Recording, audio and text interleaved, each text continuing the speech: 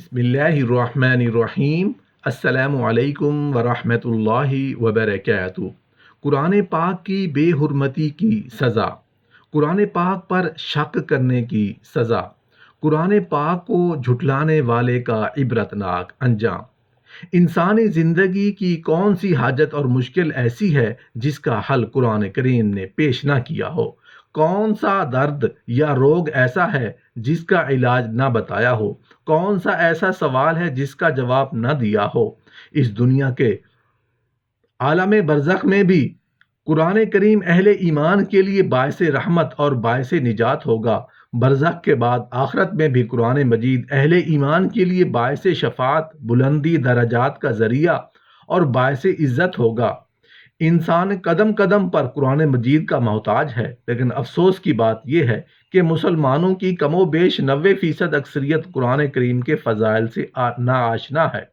لوگوں کے ذہنوں میں قرآن مجید کا تصور بس اس حد تک کہ یہ ہماری مقدس کتاب ہے جسے چھونے سے قبل وضو کرنا چاہیے، یا اس کو پکڑتے رہنے ہی چومنا اور آنکھوں میں لگانا ضروری ہے، یا پھر شادی بیاہ کے موقع پر بیٹیوں کو ہدیہ دینا، یا گھر سے رخصت کرتے ہوئے اس کے سائے سے گزارنا، لڑائی جھگڑے کے موقع پر قسم کھانا اور گواہی کے لیے استعمال کرنا، جنات دور کرنے کے لیے ان کی صورتوں کا عمل کرنا، یا ان کا تعویذ بنانا، اس کے فال نکالنا، یا پھر ایصال ثواب کے لیے قرآن خوانی کرنا۔ کیا یہی اس کے اصل مقاصد ہیں جن کے لیے قرآن کریم کو نازل کیا گیا ہے؟ مسلمانوں، ایسا ہرگز نہیں۔ قرآن کریم ان کاموں کے لیے نہیں نازل کیا گیا، بلکہ قرآن کریم اس لیے نازل کیا گیا ہے کہ ہم اس کو پڑھنے اور سمجھنے کی کوشش کریں، لیکن ہماری غفلت اور بے پرواہی کا عالم یہ ہے کہ ہم اس کی تلاوت، تحفظ، تعلیم اور تدریس کے فوائد و فضائل سے آگاہ نہیں۔ فرمان الہی ہے، اے لوگو، تمہارے پاس تمہارے رب کی طرف سے ایک ایسی چیز آئی ہے جو نصیحت ہے ان دلوں میں جو روگ ہے، ان کے لیے شفا ہے اور رہنمائی کرنے والی ہے اور رحمت ہے ایمان والوں کے لیے۔ یعنی جو قرآن کریم کو دل کی توجہ سے پڑھے اور اس کے معنی و مطالب پر غور کرے، اس کے لیے قرآن کریم نصیحت ہے، اور اس کے مواعظ کی مثال ڈاکٹر و طبیب کی طرح ہے جو مریض کو ان چیزوں سے روکتا ہے جو اس کے جسم و صحت کے لیے نقصان دہ ہوں۔ قرآن کریم بھی ترغیب و ترہیب دونوں طریقے سے واعظ و نصیحت کرتا ہے اور ان نتائج سے آگاہ کرتا ہے جن سے اللہ تعالیٰ کی نافرمانی کی صورت سے دوچار ہونا پڑے، اور ان کاموں سے بھی روکتا ہے جن سے انسان کی اخروی زندگی برباد ہو سکتی ہے۔ یعنی دلوں میں توحید و رسالت اور عقائد کے بارے میں جو شکوک و شبہات پیدا ہوتے ہیں، ان کا ازالہ، اور کفر و نفاق کی جو گندگی و پلیدی ہوتی ہے اس کو صاف کرتا ہے۔ یہ قرآن مومنوں کے لیے ہدایت اور رحمت کا ذریعہ ہے۔ ویسے تو یہ قرآن کریم سارے جہاں والوں کے لیے ہی ہدایت اور رحمت کا ذریعہ ہے، لیکن اس سے فیض یاب صرف اہل ایمان ہی ہوتے ہیں۔ قرآن کریم کی کسی آیت، حکم یا فیصلے میں شک کرنے کی سزا جہنم ہے۔ سورہ حدید کی آیت نمبر 13 تا 15 میں فرمان الہی ہے، جس دن منافق مرد اور منافق عورتیں ایمانداروں سے کہیں گی، ذرا تو ٹھہرو، ہم کو آنے دو، ہم بھی تمہاری روشنی سے سلگا لیں۔ ان سے کہا جائے گا، پیچھے لوٹ جاؤ، یعنی دنیا میں پھر جاؤ، وہاں سے روشنی ڈھونڈ لو۔ پھر اس کے بعد ایماندار اور منافق کے بیچ میں ایک دیوار کی آڑ کر دی جائے گی، اس میں ایک دروازہ ہوگا، اس کے اندر کی طرف تو رحمت یعنی بہشت ہوگی، اور ادھر جدھر منافق ہوں گے باہر کی طرف اللہ کا عذاب جہنم ہوگا۔ منافق ایمانداروں سے پکار پکار کر کہیں گے، کیا دنیا میں ہم تمہارے ساتھ نہیں تھے؟ وہ کہیں گے، البتہ تھے تو صحیح، مگر تم نے نفاق کر کے خود اپنے آپ کو بلا میں ڈالا، اور تم انتظار کرتے رہے، دل سے ہمارے خیر خواہ نہ تھے، اور اللہ اور پیغمبر کی طرف تم کو شک ہی رہا،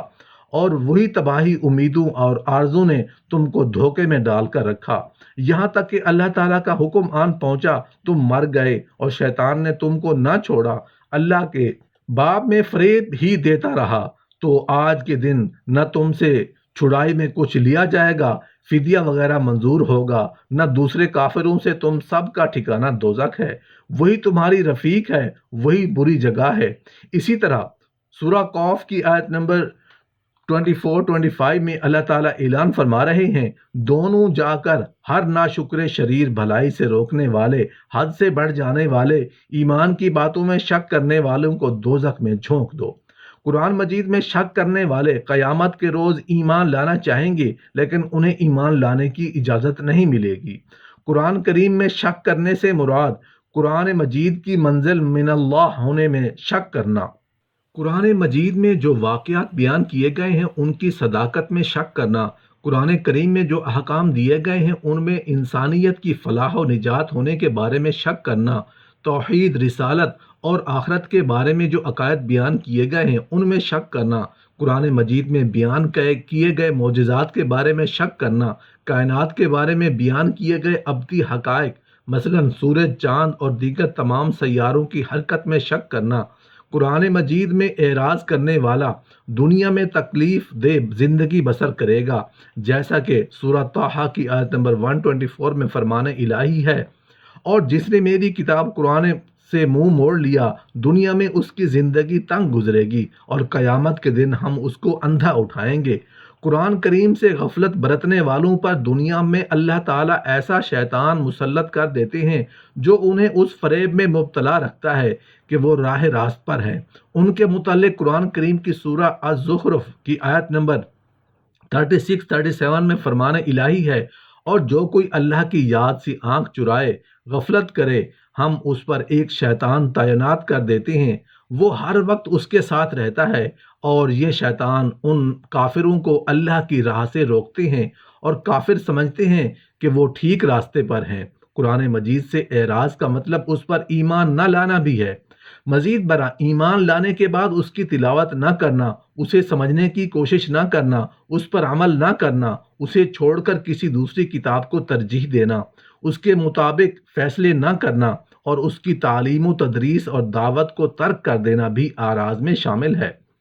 قرآن مجید سے اعراض کرنے والے دنیا میں ذلیل اور رسوا ہوں گے اور ان کو قبر میں شدید عذاب دیا جاتا ہے۔ قیامت کے روز اپنی قبروں سے اس حال میں اٹھیں گے کہ ان کی آنکھیں خوف و ہراس و دہشت سے پتھرائی ہوئی ہوں گی۔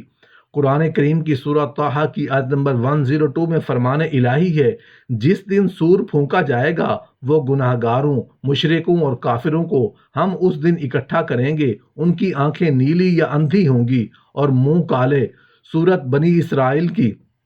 آیت نمبر 72 میں ان کا ذکر یوں کیا گیا ہے، اور جو اس دنیا میں اندھا رہا اس نے ہدایت کا راستہ اختیار نہیں کیا، وہ آخرت میں اور زیادہ اندھا اور راہ سے دور بھٹکا ہوگا، وہاں نجات کا راستہ نہیں ملے گا۔